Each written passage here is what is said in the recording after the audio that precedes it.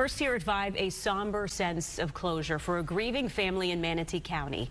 A woman convicted in a hit and run that killed a Bradenton man, known by neighbors as the Peace Walker, will now spend the next year in jail.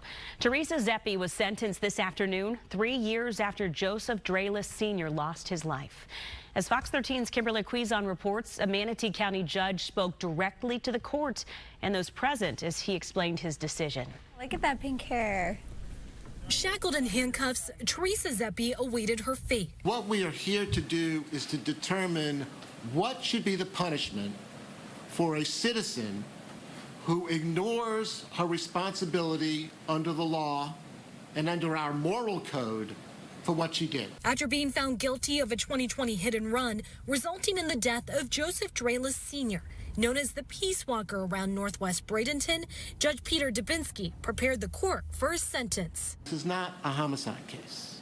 When we want to have justice delivered in this case, which is elusive, everybody has to keep that in mind. Testimony from Zeppi's friends and family showed a woman dedicated to her family, but one who had gone through the emotional struggles of cancer and an unfaithful husband. And leaving Drayless fighting for his life and alone appeared to be out of her character. There are mysteries in this case. Why didn't Mrs. Zeppi just stop her car? The prosecutor reminded the judge Zeppi will live to see her children's future, while Drayless will never attend another graduation or milestone. He was loved by the grandchildren that he had, by his neighbors and friends.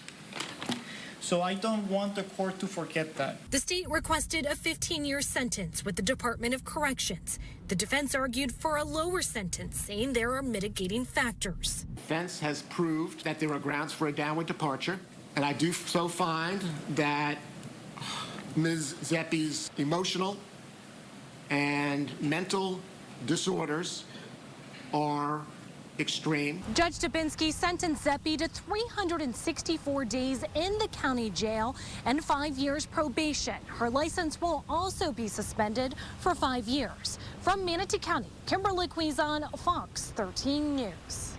Once Zeppi completes her sentence, she'll be transferred to a residential program for those with mental health struggles. She also must complete 120 hours of community service in a hospital-type setting and must pay restitution to the Drayless family.